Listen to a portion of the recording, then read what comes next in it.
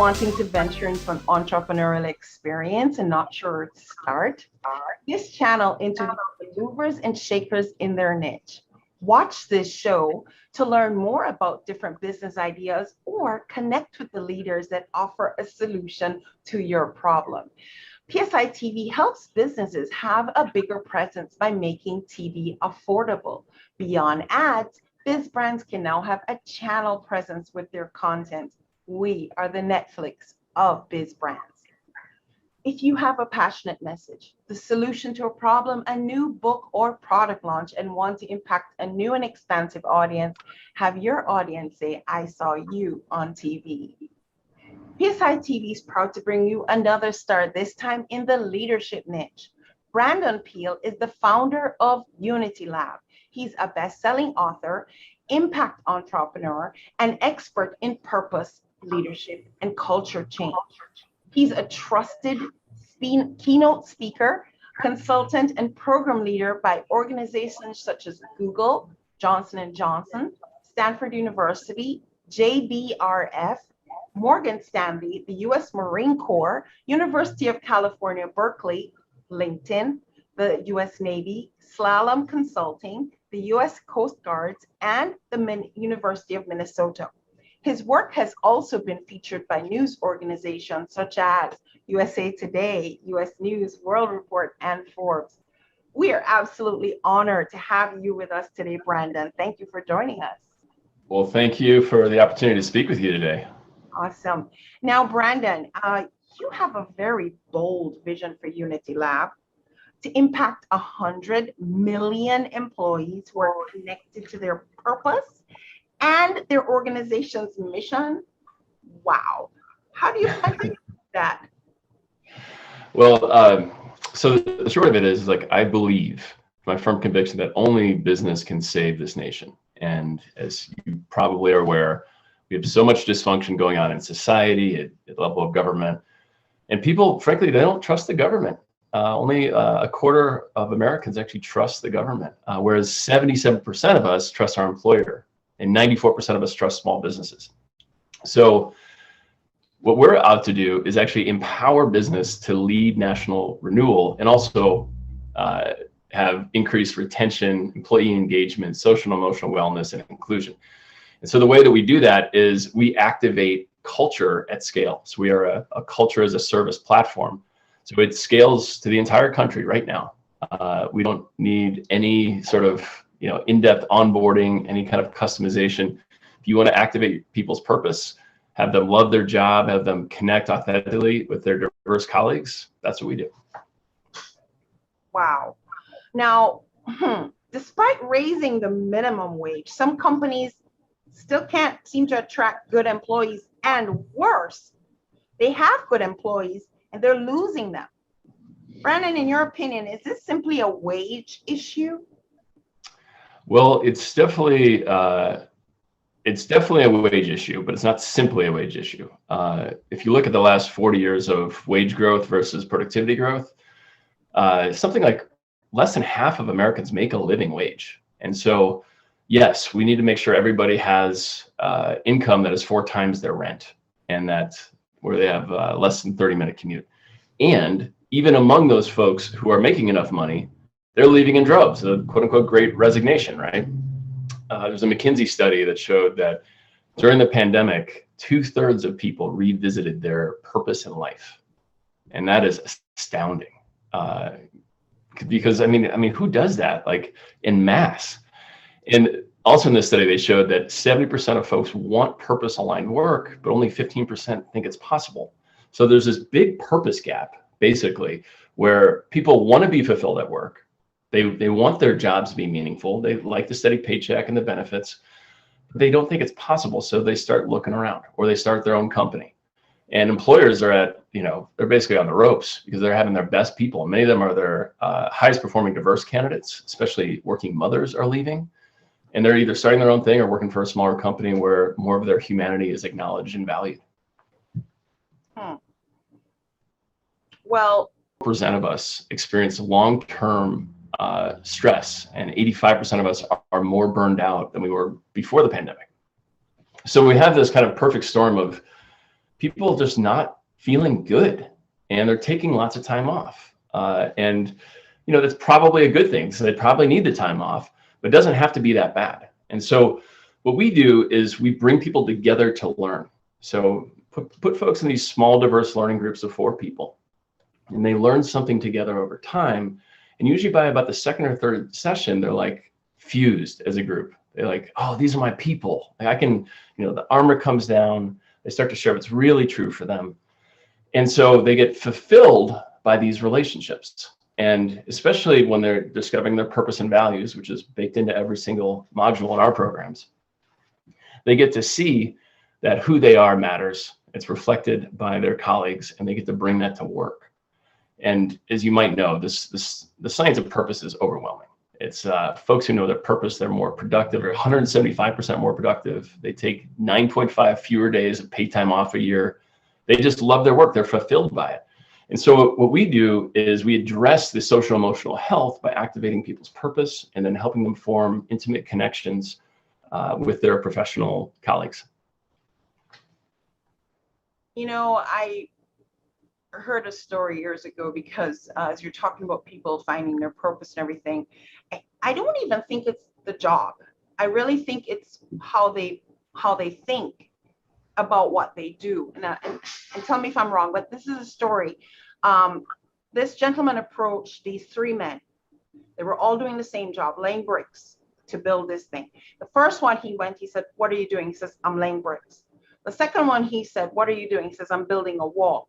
The third one, he said, what are you doing? He says, I'm building an organization where people will be helped and served. They were all doing the same process, but they weren't processing the process the same way. Right. So does it really come down to what we do, or is it the thinking behind what we do? What is really going on here? Well, I would say it's both. So if you kind of break down what creates purposeful work, you have 3 things. You have the impact. So it's got to matter to you what that company does for other people or for the planet. And, like I said, 97% of Americans value having a sense of purpose. So we want to have an impact that matters to us. And so that's where that kind of, I'm building this organization thing, I'm building this cathedral comes online. Now, the other piece is relationships. So we're fulfilled by the depth and the quality of our relationships. And the third is growth. And so it's really all of those things. Like, you want to be growing and developing skills that are meaningful to you. Like for me, my first career was in investment banking. It was a terrible match. Like, I have terrible attention to detail. I hate Excel. Like, it was not the right place for me. I was doing the wrong thing. I needed to be put more on the business development marketing side, right? If I had taken a strengths finder or something like that, I would have immediately been kicked out of investment banking and placed into marketing or sales, right? Now, also, what you spoke of, when people see that their purpose is bigger than not only their identity, their, in my case, maleness, whiteness, straightness, they see that really their purpose includes their career, but it's not just their career. Their purpose gets expressed in their family, in their love life, in their community, in the way they treat their body, their relationship to their organization, their relationship to the planet. It's an all-encompassing identity that your career is just one expression of. So purpose also expresses itself as spouse, as parent, as community member. Interesting you say that as a man, since most men seem to have their identity wrapped up in their career and what they do. Interesting. Totally. That maybe one day we can explore that some more. Brandon, more and more companies are moving to the whole remote workforce type of situation. Some even have a global remote workforce. So how does company culture apply when people are so all over the place in different locations? Yeah, it's a great question, and one that is really stumping a lot of people. I mean, I talk to CEOs every day, and they're like, I don't know how to onboard. I don't know how to nurture morale. I don't know how to make people feel like they're a part of something, because I'm just looking at a little rectangular box on the screen. Like, is this really culture? Is this a thing? So it's a great question. Now, it's also important to note that remote is not going away. Only 20% of employees want to come back full time. Most of them only want to be in the office 2-3 days a week, because that time in the office is actually very good for team building, for starting new projects. But most of the time, it's actually wasted. You might remember from Office Space, where he's like, yeah, I probably do 15 minutes of actual work a week. So, but what people actually prefer is to have plenty of individual time to work, to collaborate, to communicate, via Slack or Teams. But they don't actually need to be together very much. Now, that still doesn't solve the problem for culture. So how do you develop culture in this world of work, this new reality where a lot of people are not in the office? And so that's basically what we do. So we're a digitally native hybrid remote solution that allows folks, no matter where they work, to develop skills, relationships, and to know that this is a place where their purpose matters, where they matter, and they're valued by their peers and managers. My son works for a law firm, and during the whole pandemic, what I observed them do is they would send out boxes that would arrive from time to time. It would have wine and cheese and whatever. And then they would have a session where it was just for them to bring out the wine and the cheese and chat. It was nothing more than them just having a bonding experience over Zoom, which I thought was amazing. So I guess it can be done. If I hadn't seen it happen, I didn't think it would have been possible. So I guess I've kind of seen it at some level. So what is the real problem that Unity Lab seeks to solve? And in that process, how do you know you've done it? What is the metric, that needle you're trying to move? How do you know when you've done it? Right. So for businesses, it's quite simple. I mean, businesses are bleeding. They've got this great resignation, so people leaving, people not wanting to join them if it's not a mission they care about, if they don't have a great culture. And you can find all this stuff out. You can look on Glassdoor, you can look on LinkedIn, see what people are saying. And so businesses need to attract and retain people. So that's the number one problem we solve for businesses. Now, we also, as we talked about before, we improve social emotional wellness. So people feel seen, gotten, they can process their professional and personal lives together.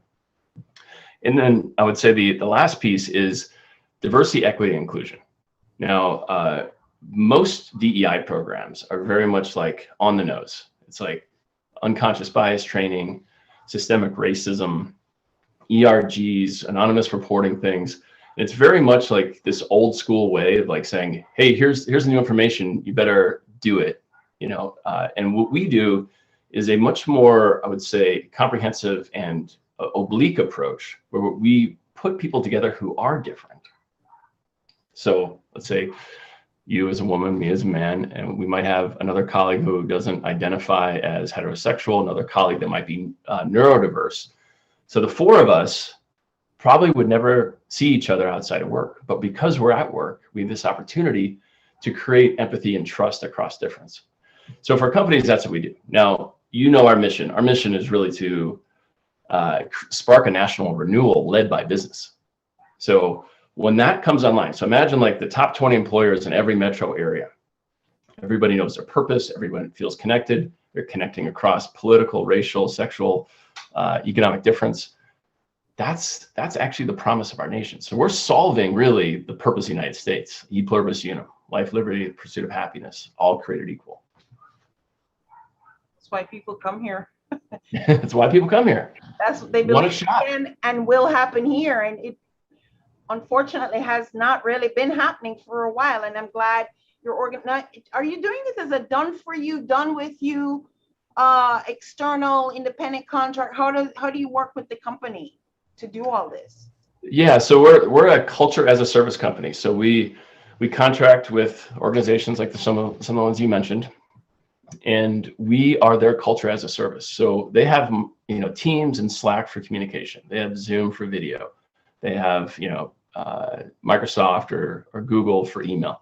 We're the ones who come in and say, all right, here's what needs to be developed based on our survey data, because we definitely customize it for each client.